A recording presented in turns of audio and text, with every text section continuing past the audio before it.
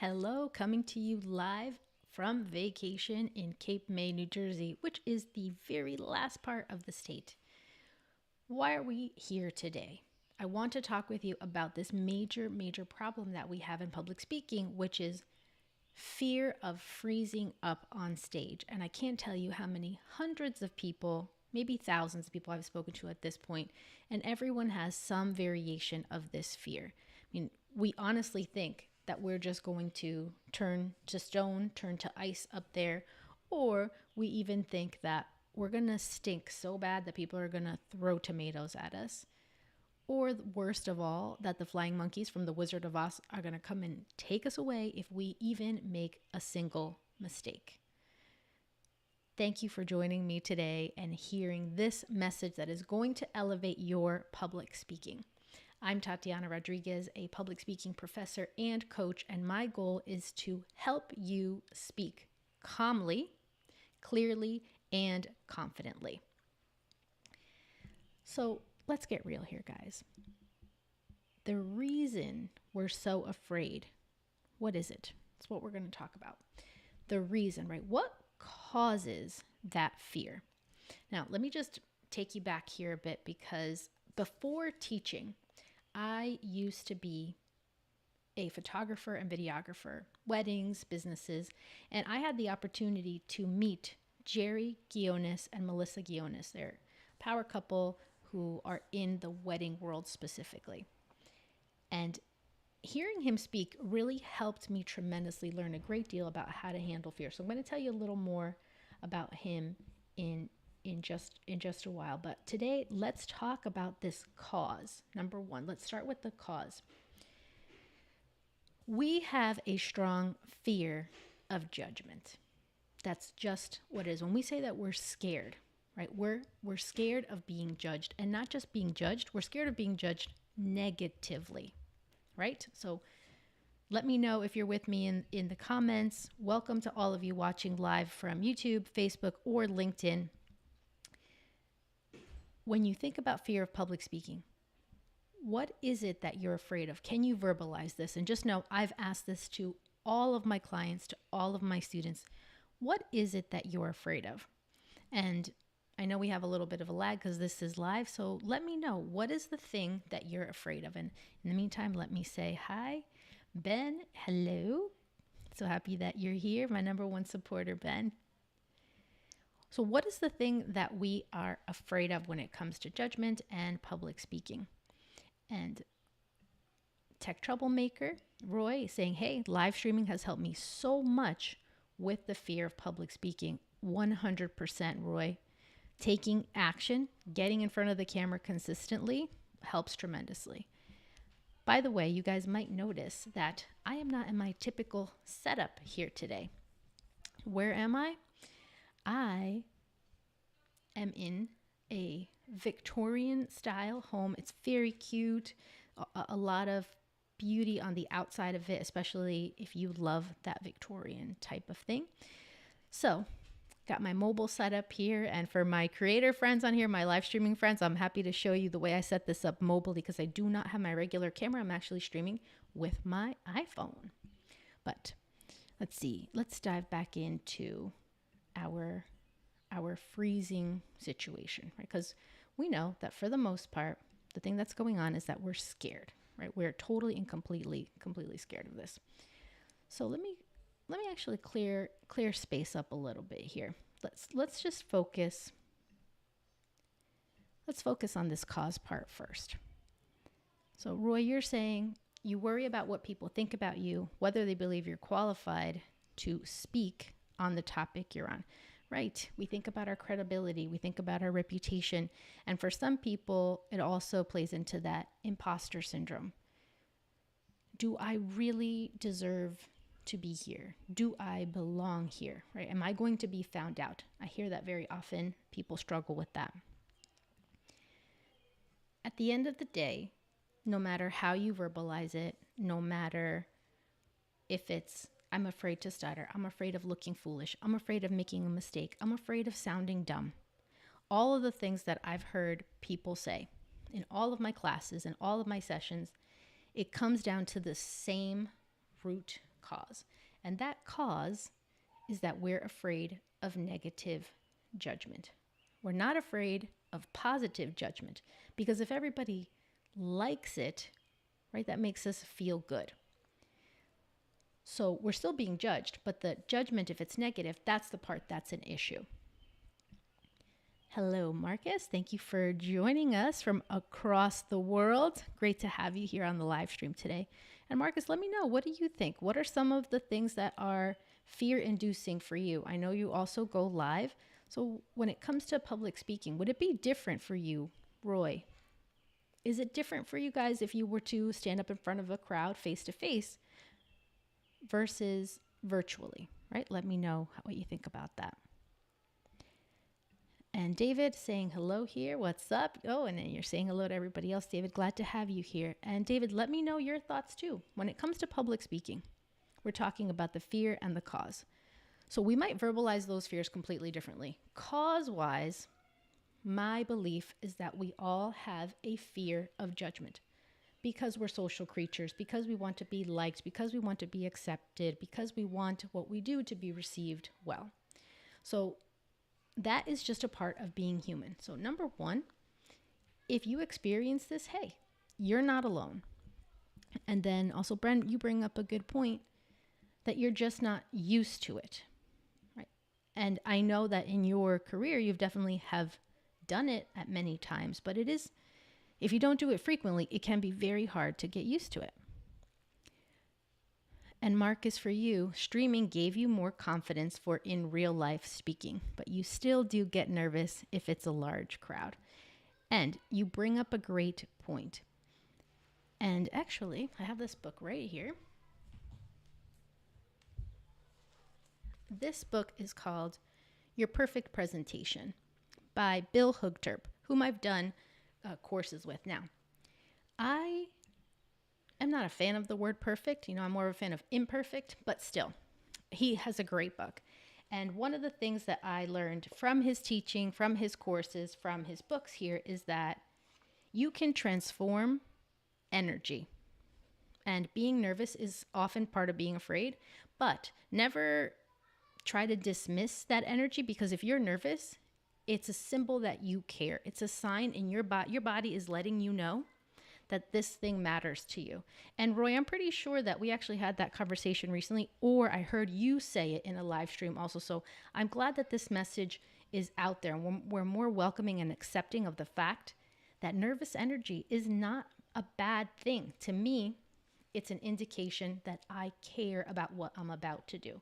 And we don't have to let that stop us. So we think about the cause. We know that if we're afraid, we fear judgment because we're human, because we're social, because we want acceptance, and we don't like rejection, right? None of us like rejection. It doesn't feel good. I certainly don't enjoy being rejected. What we need to get better at, though, is knowing that our job is not to please everyone. So let that sit in your mind for a bit. We are not supposed to please everyone. David, let me check in on your comment here. You actually don't get that nervous in front of crowds. You did a lot of speaking in 4-H and you were in theater club. That's excellent. And I wonder what you would have said if I had had the chance to ask you this question before 4-H club and theater club. But that's exactly a great point. You have had exposure. You've put yourself out there. You put yourself in front of people. You have worked on this. So that is awesome. Now, David, you bring up an interesting point too. You feel that you're stronger in bigger crowds and not as strong in smaller settings. And it does take a different level of skills. And you're actually giving me a good idea for content to create a live stream one day all about the differences between small group communication and large group communication. Because while there are some similarities, there are a lot of differences as well. So thank you guys for your comments. I appreciate those coming in. And all right, so we've established that we have a fear of judgment, particularly being judged negatively, because we're human beings. Now, what are we going to do about this? And this is the meat and potatoes of what I want to share with you today. So the first tip that I want to give you, because I want to give you 3 warming tips, right? So we're talking about freezing, how to melt that ice. Let's talk about how do we warm up when it comes to these fears. So the first practice I want us to get into is something by Tim Ferriss called fear setting. And when it comes to fear setting, the idea is, instead of goal setting, right? We're used to goal setting. We're not going to set goals. We're actually going to dissect our fears. So in this case, you're afraid of freezing up on stage. You're afraid of freezing up publicly. You're afraid of making a mistake. Okay, so then you carry that thought forward and you say to yourself, well, what will happen to me if I freeze? Are people going to throw those tomatoes at you? Are you actually going to pass out? What is the thing that you're afraid of? And I'll give you an example from my own life. When I first left a steady, comfortable job as an administrator in a hospital to let go of all of that and move into the entrepreneurial world and launch a creative business, I was scared out of my mind. And the fears were financial. I was afraid, and I did this fear setting exercise. I read Tim Ferriss's 4-Hour Work Week, and the fear became, I jumped from, I'm going to let go of this job, I'm never going to make enough money, and I'm going to be homeless. That is where my mind went into, because it spiraled from 0 to 1,000,000 without ever thinking about the steps in between. So the practice of fear setting means you write down the thing you're afraid of. I'm afraid of choking on my words when I deliver my speech. Okay, so what happens if you actually do forget? Are you going to die? So what happens if you do look foolish in front of others? What happens if you do make a mistake and you carry that? Okay, if I make a mistake in front of other people, they're going to think I'm not smart. And what happens if all these people think that you're not smart? Well, then I might not ever get a raise.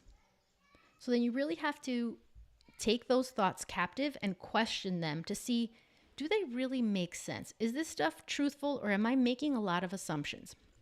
Now, some of those things might be true. So the other part of the fear setting is putting in steps. What are you going to do about it? What action steps can you take if that does in fact happen to you? So fear setting is number 1. Number 2 is to think about, what would my role model do? And I mentioned to you that Jerry and Melissa Guiones were those photographers that I used to consider role models when I was in the world of photography and video professionally. And when I was out in the field shooting a wedding, I would think to myself, if Jerry and Melissa Guiones were here filming this wedding, what would they do differently than what I'm doing now? And that would help me find a more creative spark. That would help me feel like I can tap into an energy that's bigger than my limited belief at the moment. So asking yourself, let me just get rid of that screen. So asking yourself, what would your role model do? So in whatever world you're in, who is a person that you respect and admire as a great speaker? And what would they do if they were delivering that message? So it's like the concept of channeling a person who you think is fantastic at this skill, and that may give you some creative inspiration to step it up in the moment. All right, so you've addressed your fears, you've worked through the fear setting steps, you've identified things you can do should they happen. You're tapping into a creative space, thinking about what would your role model do. And then thirdly, we need to actually normalize mistakes. From the start of this live stream, I think I counted that I've made already 3 mistakes from my original plan. Graphics came up that I wasn't expecting, no idea where that came from. I gotta figure that out. What did I do to make that thing come on? Why do we put so much strain on making mistakes? Well, let me know what you guys think. I know we have quite a few people watching live. Why is it that making a mistake is considered such a bad thing, especially when we know that we have to make mistakes in order to learn. In fact, I love one of the quotes that says, failure is not an option, it's a requirement. So let me know what you think. Why is it that making a mistake is such a bad thing? So what if you make a mistake? Right? What is the big deal with making a mistake here or there on stage? Now, when I started teaching at a university, I had a really kind professor, Michael, come into the classroom and say to me, and this was when I was teaching a leadership course, he came into the classroom and he said, "This classroom is so noisy. Professor, you must have done a great job." So first of all, that was like the first time another adult called me professor. So I was like feeling pretty cool, even though I tell all my students, just call me Tatiana. But he said to me, you have to remember this, because I shared with him, it was great energy, but there's so many things I wish I had done differently. And he said to me, well, listen, I'm going to tell you some advice that was given to me. There will always be 3 classes. The class you planned to teach, the class you should have taught, and the class you actually taught. And they're never going to be the same.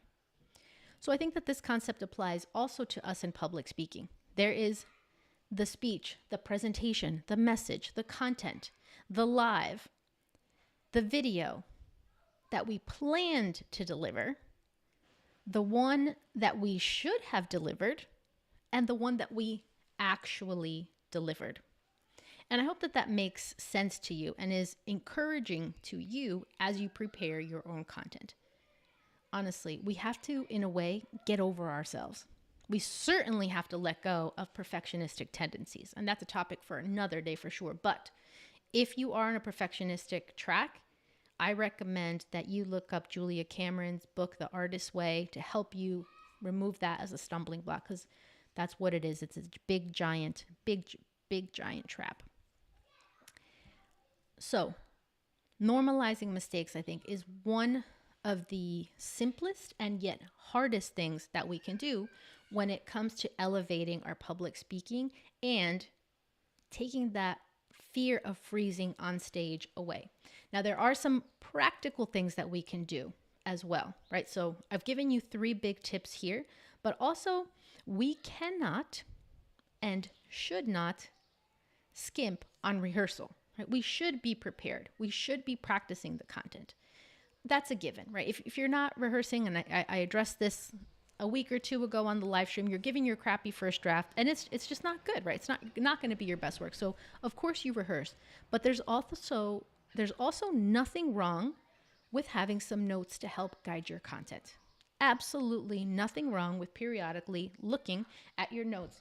In fact, I have my notes here, my little Notion app, to make sure that I don't skip it, but they're phrases, they're main points. It's not a script. I'm not reading from the screen. No shade here to anybody who reads from the screen from a teleprompter. I'm just saying that's a different skill. But the problem is that when people read, they often lose vocal variety. We talked about that last time too. But there's nothing wrong with having notes, note card, an idea, prompts, something. And if you're doing it virtually, having it somewhere where it's visible to you to make sure that you're not missing anything when all the excitement and the energy comes in. So let's see. Ben, you're kind of feeling a little if you make a mistake. So good for you, right? That's a really healthy mentality and approach to have. And in terms of not being a professional, do you mean that sometimes not having title could be an issue, or do you mean not being a professional in that particular field that you're speaking about? And Dave, welcome. Dave is saying that as a former stand-up comedian, mistakes were made all the time. I'd acknowledge them and embrace them on stage. That relaxed the audience and created a nice moment. Great job, Dave. Excellent, excellent tip. I'm actually going to give you a little glockenspiel for that, because that is a great tip that I want to share today as well. Acknowledging the mistake to the audience does humanize you. It's often an endearing thing to hear someone say, "You have no idea how nervous I am right now," right? People can empathize with that, or even just admitting I'm a nervous wreck right now. Can you believe I just forgot what I was about to say? Right? So, yes, Dave, my pleasure. My pleasure. That is a great tip. That is a great tip. So, I also want to share what Roy is saying here, tech troublemaker. I would like to be a former stand-up comedian. That would be so much fun. I have to say, comedy, stand-up comedy to me is the hardest form of public speaking, the most challenging, because to be funny for long periods of time, I mean, I struggle with just being funny for short periods of time, right? I would love, if I could ask God to give me one gift that I don't have, I'd be like, please, God, make me funny. That would be my selection. So, Dave, you really are appreciating that. So, I love this though, right? Making a mistake, normalizing it, it has to be okay that we made a mistake. I also think an important tip to help normalize the mistakes that connects to rehearsing is to have some catchphrases ready.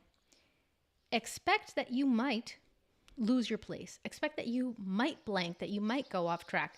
Again, having just some notes to guide you, very rough outline will help you get back on track, or key words that remind you of a story. Like, for example, if I was giving a speech and I wanted to share the story about Jerry and Melissa Guionis, I would just have Guionis on the page, Guionis story, and I would remember how I wanted because I would have rehearsed it. But it's also important to have some phrases handy for you, right? Some phrases where you would say things along the lines of, now, let's put a pause on what I'm saying for a moment and let me check in with you.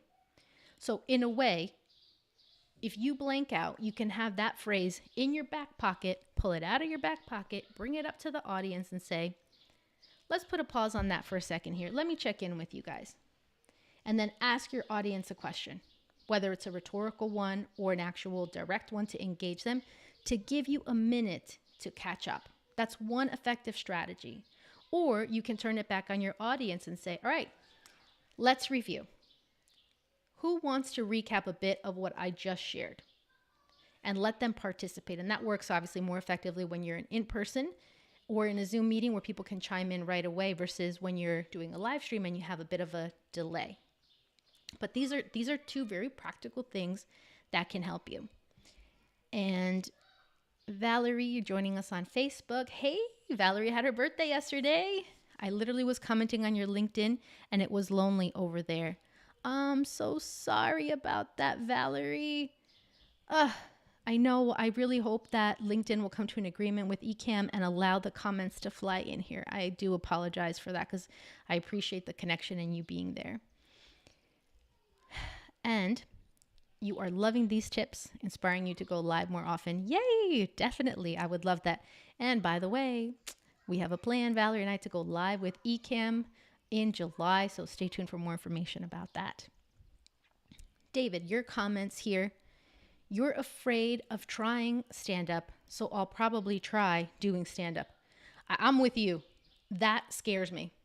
Stand-up comedy scares me. I appreciate it. I will pay for it to go see people do it, and I support comedy, but I am scared. So that might actually be probably one of the hardest challenges I could do for myself as well. That and rapping. If I were to try to do some rap, that would also be quite scary to me. I don't seem to have the ability to flow that way. I can, dance to the beat. Marcus, for you, what you need to tell yourself, it's okay to make some pauses to think. Yes, absolutely. In fact, I'm going to do a live stream on this because it's such a powerful topic, but the power of the pause is an entire lesson that I do in coaching, in teaching. And I just did it right now. When you take a few extra beats, just a couple seconds there, it actually draws people's attention more to you. The problem is if you stay silent for too long, right? But absolutely, it is a very, very powerful and underutilized tool to actually pause when we need to emphasize our content. Thank you for that, guys. And Valerie, feel so bad we did not get your comments from LinkedIn. I wish I could pull them up, but I'm traveling and I only have one screen and my phone is my webcam, so I can't even check it on my camera. Well, I wanna share a couple of things with you. Let me just do a quick summary. Here's a big thing that I want you to think about with our topic today. We can and we should redirect our fear of freezing. It doesn't have to own us, right? This fear of freezing is a fear. And we were out on our scooters today riding around Cape May. And I love those little grab a book, take a book, little free library thing. And I happened to stumble upon this book that I normally would not have picked up. It's called Warrior Mindset. And it's from a psychologist for the Pennsylvania State Police, where he was involved selecting state troopers. And there's an entire section here that talks about fear and mindset. And so do all of the other books that I have on public speaking. And I only brought a few with me because I have so many. And at the core, the message is the same. Fear is a perspective in our mind. We can have those thoughts, but the thoughts don't own us. You can take a fear-based thought, hold it captive, and you decide whether this is truth or whether this is trash. And I love that comparison and that alliteration. Truth or trash? Truth or trash? Are the flying monkeys from the Wizard of Oz coming to get me? No, they're not. Here's the truth. 99% of people in all of your audiences are rooting for you. I made some mistakes on this live stream. Are any of you thinking, man, I hope she fails again. I hope she makes tons of mistakes. I love seeing her mess up. That's just not the way that we're wired if we're decent human beings, right? It's not. So people aren't thinking that about you. And they're not judging you in the way that you think that they're judging you. Dave, here's a tip from Dave. Prepare 3 minutes of material, only 3 minutes. Don't go to 4 or 5 until you've mastered or are comfortable with 3. Absolutely. And Ben, your comment is that making mistakes makes you feel like you're not professional. And I want to encourage you to challenge that thought. As I was saying before, take that thought captive, put a pause on it in your mind. Do professionals not make mistakes? Is that true? Do people who are professionals and speak publicly, do they never make mistakes? I would say that that is not true, that they do make mistakes. But I understand your point. It doesn't feel good to make a mistake. But this is why I'm saying we have to normalize those mistakes, and we have the ability to redirect the fear of freezing. I want to share a few stories with you from students that I have seen in my life, in my classrooms, actually freeze up. And of the over 1,000 at this point, people whose public speaking skills I've been directly involved in, only one person has ever frozen so much that they were not willing to try again. And it's because there was a lot more than just sharing the message that was going on in their lives. Now, of all of those people, how many of them have choked? A handful. But those handful used the opportunity to make their speaking even stronger for the next time. And I want to share with you one story in particular where a student came up to me and said, I just can't do this. How much would it affect my grade? This was at the university. So this was a college-age student. How much would it affect my grade if I just took a 0 on this assignment? I just can't do it. I took her aside. I wanted to hear her out. I wanted to hear what her concern is. I did the fear setting that I recommended to you with her. And I asked her, did you prepare? She said, yes, I did prepare. I did rehearse. I'm just so scared. I don't think I can talk in front of these people. And I just reminded her that everyone is here learning, growing, and rooting for her. And I also said to her, are you willing to try today? And if you mess up so badly that your grade falls below a certain level, let's try it again. Giving her that grace, that opportunity to have a second chance if it got so bad. She agreed.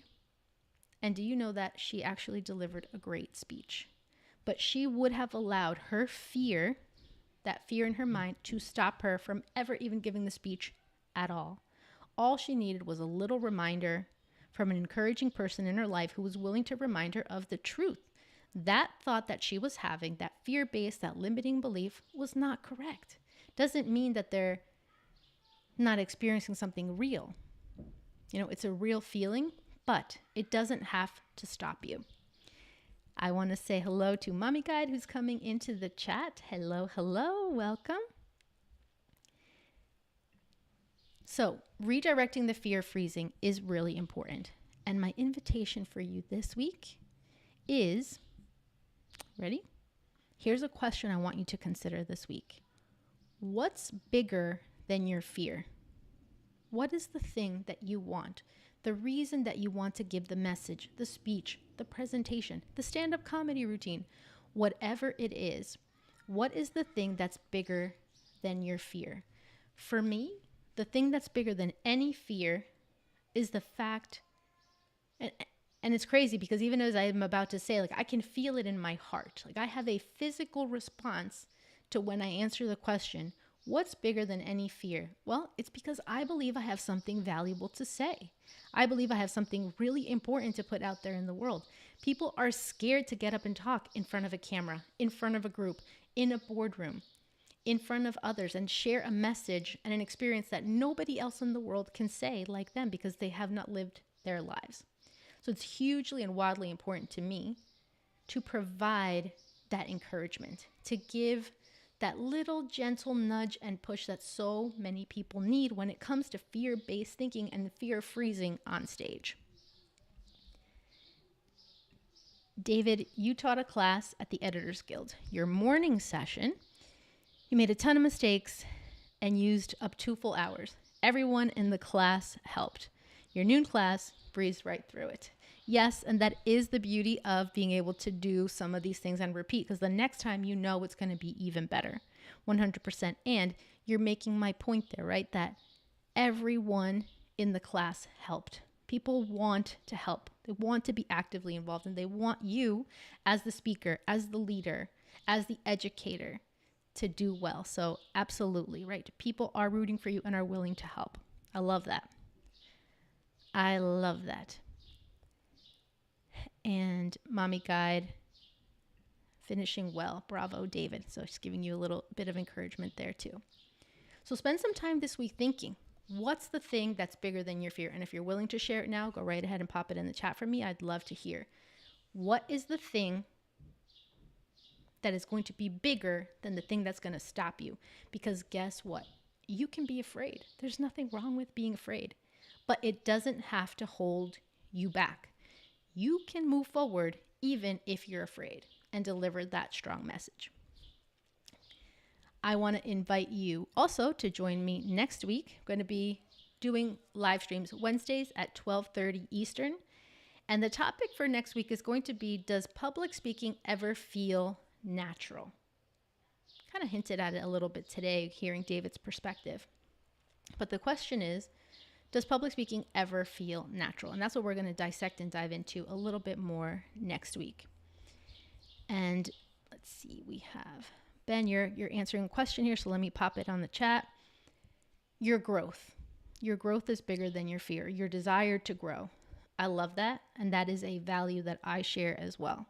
Growth is important. Having a growth mindset is important, right? David, for you worry that no one will watch my content. Hey, I get that one. And I have to tell you that I've been going live since November, and my first live stream was the most well attended. I had the most people there, and I think I had between 12 and 15 people at any one time. And then there have been the majority of live streams where I've been in there by myself. And I know that that doesn't feel great, but I'm also enrolled in a course that's helping me figure those things out through Live Streaming Pros. And there are tons of resources and things available to help with that. So I'm happy to chat with you more about that specifically, because some of it is about audience building, audience engagement, and the content. But you can still use that time to help you build skills like a stepping stone to get you to the next level, because you do need to get ready. And now, there have been times when have streamed solo, and then here we are on days like today where we're already up to more than 33 comments and tons of people coming across different platforms. That really helps to know that I'm delivering a great message. But I will also say, David, that I recently made the decision to, rather than going so far and so wide of delivering lots of different topics, I have focused specifically on public speaking topics. And that has seemed to be a winning combination for me. Speaking of topics, Mommy Guide Lala is saying, great topic. Well, thank you so much for chiming in. I really appreciate it. And everyone, thank you for your time, for your energy, for your presence, and for your comments. As I mentioned in the beginning of the live stream, I'm not in my usual space. This is a little Victorian home that I'm in, renting while taking a few days off vacation in Cape May, New Jersey, which is the very last little part of the States. Teeny little tiny place by the water. So thank you for being here with me today, everyone. Please remember, think about what's bigger than your fear, and hope you can join me next week. Ciao, guys. Have a great week. And remember that your voice matters.